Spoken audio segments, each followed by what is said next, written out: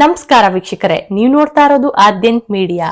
ಉಡುಪಿ ಶ್ರೀಕೃಷ್ಣನ ಪರ್ಯಾಯ ಮಹೋತ್ಸವ ಇದು ಭವ್ಯವಾದ ದೃಶ್ಯ.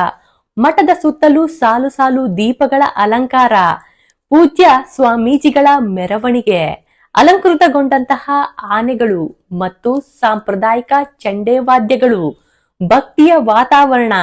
ಬನ್ನಿ ನಮ್ಮ ಉಡುಪಿಗೆ ಹೋಗೋಣ.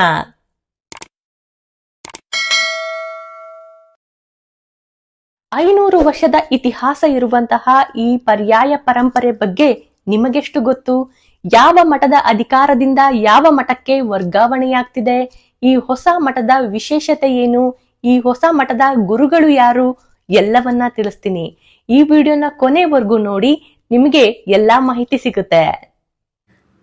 ದಕ್ಷಿಣ ಭಾರತದ ಜನಪ್ರಿಯ ತೀರ್ಥಕ್ಷೇತ್ರವಾದಂತಹ ಉಡುಪಿ 800 ವರ್ಷಗಳ ಹಿಂದೆ ದ್ವಾರಕೆಯಿಂದ ಬಂದ ಹಡಗೊಂದರಲ್ಲಿ ಉಡುಪಿಯ ಕಡಲ ತೀರಕ್ಕೆ ಬಂದು ಆಚಾರ್ಯ ಮಧ್ವರ ಕೈಗೆ ಸೇರಿದ ಕಡೆಗೋಲ ಕೃಷ್ಣ ಅವರಿಂದ ಈ ದೇವಸ್ಥಾನವನ್ನ ಅಂದಿನಿಂದ ಇಂದಿನವರೆಗೂ ಇಲ್ಲಿನ ನೂರಾರು ಯತಿಗಳಿಂದ ಪೂಜೆ ಪಡೆಯುತ್ತಾ ಕೋಟ್ಯಾಂತರ ಭಕ್ತರನ್ನ ತನ್ನೆಡೆ ಸೆಳೆಯುತ್ತಾ ಈ ಕ್ಷೇತ್ರವನ್ನ ಕೃಷ್ಣ ನಗರಿಯಾಗಿ ಪರಿವರ್ತನೆ ಮಾಡಿದೆ. ಶ್ರೀಕೃಷ್ಣನ ಈ ಸನ್ನಿಧಾನ ಇಲ್ಲಿನ ಅಷ್ಟ ಮಠಾಧೀಶ್ವರರಿಂದ ನಿರ್ಮಿಸಲ್ಪಟ್ಟಿರೋದ್ರಿಂದ ಇದು ಮಠವೂ ಹೌದು. ಭಕ್ತಿ ಭಾವಗಳಿಂದ ಬುದ್ಧಿಯ ಬೆಳಕನ್ನ ನೀಡುತ್ತಿರುವ ದೇವಸ್ಥಾನವೂ ಹೌದು. ಶ್ರೀಕೃಷ್ಣನ ಪೂಜಾ ಕ್ರಮವು ಬಹಳ ವಿಶಿಷ್ಟವಾಗಿದೆ. ಪೂಜಾಧಿಕಾರವನ್ನ ಅಷ್ಟಮಠಗಳ ಯತಿಗಳು ಪರ್ಯಾಯ ಕ್ರಮದಲ್ಲಿ ನಿರ್ವಹಿಸೋದು ಒಂದು ಪದ್ಧತಿ. ಸೋಂದೆ ವಾದಿರಾಜ ಸ್ವಾಮಿಗಳು 500 ವರ್ಷಗಳ ಹಿಂದೆ ಅಂದು 2 ತಿಂಗಳ ಪರ್ಯಾಯ ಪೂಜೆಯನ್ನ 2 ವರ್ಷಗಳಿಗೆ ವಿಸ್ತರಿಸಿ ಬಳಿಕ ಉಡುಪಿ ಇದುವರೆಗೂ 252 ದೈವಾರ್ಷಿಕ ಪರ್ಯಾಯ ಸಮಾರಂಭಗಳಿಗೆ ಸಾಕ್ಷಿಯಾಗಿದೆ. ಇದೀಗ 253ನೆಯ ಅವಕಾಶ ಇಲ್ಲಿನ ಅಷ್ಟಮಠಗಳಲ್ಲಿ 5ನೇಯದಾದಂತಹ ಶಿರೂರು ಮಠಕ್ಕೆ ಒದಗಿ ಬಂದಿದೆ. ಇದೇ ವರ್ಷ ಜನವರಿ 18ರಂದು ಈ ಮಠದ ಪೀಠಾಧಿಪತಿ ಶ್ರೀ ವೇದವರ್ಧನ ತೀರ್ಥರು ಪೂಜಾಧಿಕಾರದ ಗ್ರಹಣದ ಸಂಕೇತವಾಗಿ ಸರ್ವಜ್ಞ ಪೀಠದಲ್ಲಿ ಕೂತ್ಕೊಳ್ತಾರೆ. 2 ವರ್ಷಗಳ ಅವಧಿಯಲ್ಲಿ ಶ್ರೀಕೃಷ್ಣ ಮಠದ ಅಧಿಕಾರ ಹಾಗೂ ಮಠದ ಆಡಳಿತ ಅಧಿಕಾರವೂ ಕೂಡ ಅಷ್ಟಮಠಗಳ ಪೈಕಿ ಒಂದು ಮಠದ ಪೀಠಾಧಿಪತಿಯಿಂದ ಇನ್ನೊಂದು ಮಠದ ಪೀಠಾಧಿಪತಿಗೆ ಸರದಿಯಂತೆ ಸಾಗ್ತಾ ಹೋಗುತ್ತೆ. ಈ ಹಸ್ತಾಂತರಗೊಳ್ಳುವಂತಹ ಸಂದರ್ಭದಲ್ಲಿ ಸಂಕ್ರಮಣ ಪ್ರಾಯ ಉತ್ಸವ ನಡೆಯುತ್ತೆ.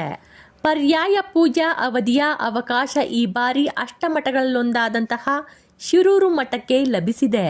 ಈ 8 ಮಠಗಳ ಸರದಿಯಂತೆ 2 ವರ್ಷಕ್ಕೊಮ್ಮೆ ಪರ್ಯಾಯ ಪೂಜೆ ಅವಧಿ ಪೂರೈಸಿದಾಗ ಪೂಜಾ ಸರಣಿಯು 16 ವರ್ಷಕ್ಕೊಮ್ಮೆ ಮತ್ತೆ ಅದೇ ಮಠಕ್ಕೆ ಸಿಗುತ್ತೆ. ಪಾಲಿಮಾರು ಮಠದಿಂದ ಈ ದೈವಾರ್ಷಿಕ ಸರದಿ ಪೂಜಾ ಚಕ್ರ ಆರಂಭವಾಯಿತು. ಈ ದೈವಾರ್ಷಿಕ ಪರ್ಯಾಯ ಪೂಜಾ ಅವಕಾಶ ಕುರಿತು ಶ್ರೀ ವಾದಿರಾಜರ ನಿರ್ಧಾರ ಕಾರ್ಯರೂಪಕ್ಕೆ ಬಂದಿದ್ದು ಇಂದಿಗೆ 504 ವರ್ಷವಾಯಿತು. ದ್ವಾರಕೆಯಲ್ಲಿ ಅಷ್ಟ ಮಹರ್ಷಿಗಳ ಪ್ರೇಮ ಪೂಜೆಯನ್ನು ಸ್ವೀಕರಿಸುತ್ತಿದ್ದಂತಹ ಶ್ರೀಕೃಷ್ಣ ಉಡುಪಿಗೆ ಬಂದು ವೈರಾಗ್ಯ ಮೂರ್ತಿಯಾದ. ಅಷ್ಟಯತಿಗಳ ಪೂಜೆಯನ್ನ ಪಡೆದ. ಅದು ಹೇಗೆ ಅನ್ನೋದೇ ಬಹಳ ಇಂಟ್ರೆಸ್ಟಿಂಗ್ ಆಗಿದೆ. ತಾಯಿ ದೇವಕಿಯ ಆಸೆಯಂತೆ ಆಕೆಗೆ ತನ್ನ ಬಾಲಲೀಲೆಗಳನ್ನು ತೋರಿಸಿದ ಕೃಷ್ಣ ಆ ಬಾಲರೂಪವನ್ನ ಮರೆಯಲ್ಲೇ ನಿಂತು ಕಂಡು ಸಂತೋಷ ಪಡ್ತಿದ್ದಂತಹ ರುಕ್ಮಿಣಿಯ ಆಸೆಯಂತೆ ತಾನು ಕಡಗೋಲು ಹಗ್ಗ ಹಿಡಿದಂತಹ ಭಂಗಿಯ ವಿಗ್ರಹವನ್ನ ಸ್ವತಃ ವಿಶ್ವಕರ್ಮರಿಂದ ಮಾಡಿಸಿಕೊಂಡು ಆಕೆಯಿಂದ ನಿತ್ಯ ಪೂಜೆ ಮಾಡಿಸ್ಕೊಳ್ತಿದ್ದಂತೆ. ಮುಂದೆ ದ್ವಾರಕೆ ಸಮುದ್ರದಲ್ಲಿ ಮುಳುಗಿದ ಸಂದರ್ಭದಲ್ಲಿ ಈ ರುಕ್ಮಿಣಿಯ ವಿಗ್ರಹ ಅಲ್ಲಿನ ರುಕ್ಮಿಣಿ ವನ ಎಂಬಲ್ಲಿ ಸರೋವರವನ್ನ ಸೇರಿಕೊಂಡಿತಂತೆ.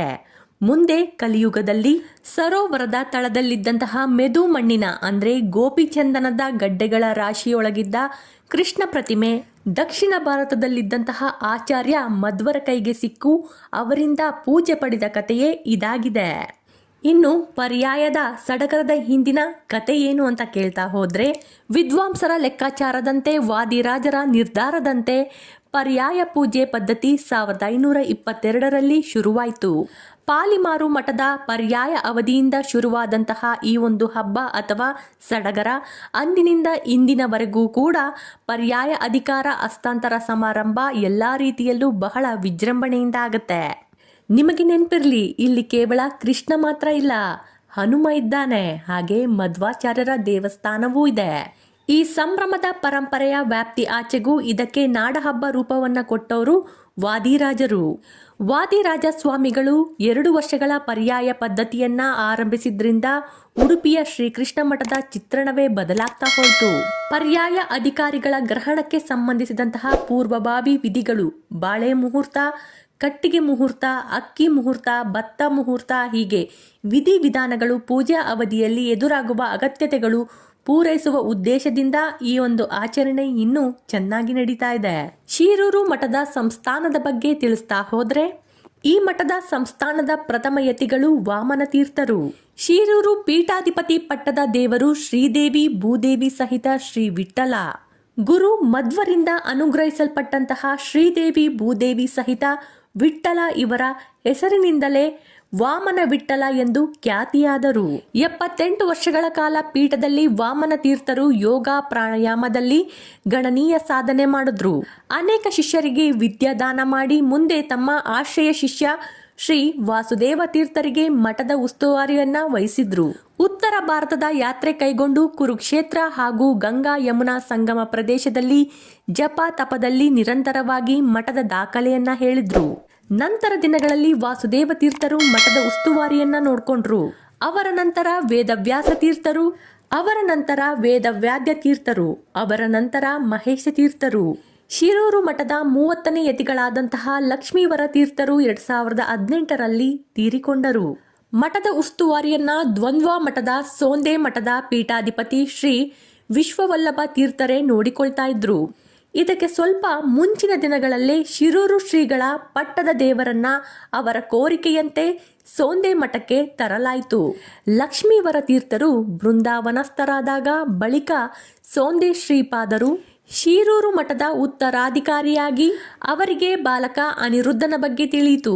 ಕಾಶಿ, ನಾಗಪುರ ಮೊದಲಾದ ಕಡೆಗೆ ಜ್ಯೋತಿಷಿಗಳಿಗೆ ಅನಿರುದ್ಧನ ಜಾತಕವನ್ನ ತೋರಿಸಲಾಯಿತು. ಆಗ ಈ ವಟುವಿಗೆ ಸನ್ಯಾಸ ಯೋಗ ಇರೋದು ಗೊತ್ತಾಯಿತು. ಮುಂದೆ ಈ ಬಾಲಕ ಮಠದ ಉತ್ತರಾಧಿಕಾರಿಯಾಗಿ ಆಯ್ಕೆಗೊಳ್ಳಲು ಯೋಗ್ಯತೆ ಇದೆಯೇ ಇಲ್ಲವೇ ಎಂದು ಪರಿಶೀಲಿಸುವ ಪ್ರಕ್ರಿಯೆ ಪೂರ್ಣಗೊಂಡು ಈಗ 4 ವರ್ಷಗಳ ಹಿಂದೆ 2021ರ ಮೇ 13ರಂದು ವಿಶ್ವವಲ್ಲಭರು ಅನಿರುದ್ಧನಿಗೆ ಪ್ರಣವ ಮಂತ್ರೋಪದೇಶವನ್ನ ಮಾಡಿ ಕಳಶಾಭಿಷೇಕ ನೆರವೇರಿಸಿ ಸನ್ಯಾಸ ದೀಕ್ಷೆ ನೀಡಿ ಆಶೀರ್ವಾದ ಮಾಡಿದ್ರು. ನಂತರ ಯತಿಗೆ ವೇದವರ್ಧನ ತೀರ್ಥರೆಂದು ನಾಮಕರಣ ಮಾಡಲಾಯಿತು. ಮೇ 14ರಂದು ಅಧಿಕೃತವಾಗಿ ಘೋಷಣೆ ಕೂಡ ಮಾಡಲಾಯಿತು. ಉಡುಪಿ ಜಿಲ್ಲೆಯಲ್ಲಿರುವಂತಹ ಶಿರೂರು ಊರಿನಲ್ಲಿಯೇ ಎಲ್ಲಾ ರೀತಿಯ ಹೋಮ ಹವನಗಳನ್ನೆಲ್ಲ ಮಾಡಿ ದೀಕ್ಷೆ ಪ್ರದಾನ ವಿಧಿಯನ್ನ ನೆರವೇರಿಸಲಾಯಿತು. ಈಗ ಈ ವೇದವರ್ಧಕ ತೀರ್ಥರಿಗೆ ಪೀಠವನ್ನ ಏರುವ ಸಮಯ ಬಂದಿದೆ. 20-26 ಜನವರಿ 18ರಿಂದ 20-28 ಜನವರಿ 18ರವರೆಗೆ ಪೂಜಾ ಅವಕಾಶ ಇವರಿಗೆ ಲಭಿಸಿದೆ. ಇದು ಉಡುಪಿ ಶ್ರೀಕೃಷ್ಣ ಮಠದ ವಿಶೇಷ ಆಚರಣೆ. ಕಾಲ ಬದಲಾಗ್ತಾ ಹೋದ್ರೂ ಈ ಪರಂಪರೆ, ಈ ಒಂದು ಆಚರಣೆ ಮಾತ್ರ ಬದಲಾಗಿಲ್ಲ. ಇದು ನಮ್ಮ ಭಕ್ತಿ ಹಾಗೂ ನಂಬಿಕೆ. ನನ್ನ ವಿಡಿಯೋಗಳು ನಿಮಗೆ ಇಷ್ಟ ಆಗ್ತಾ ಇದ್ರೆ ಲೈಕ್ ಮಾಡಿ, ಶೇರ್ ಮಾಡಿ, ಹಾಗೆ ಸಬ್ಸ್ಕ್ರೈಬ್ ಮಾಡೋದನ್ನ ಮಾತ್ರ ಮರಿಬೇಡಿ. ಧನ್ಯವಾದಗಳು.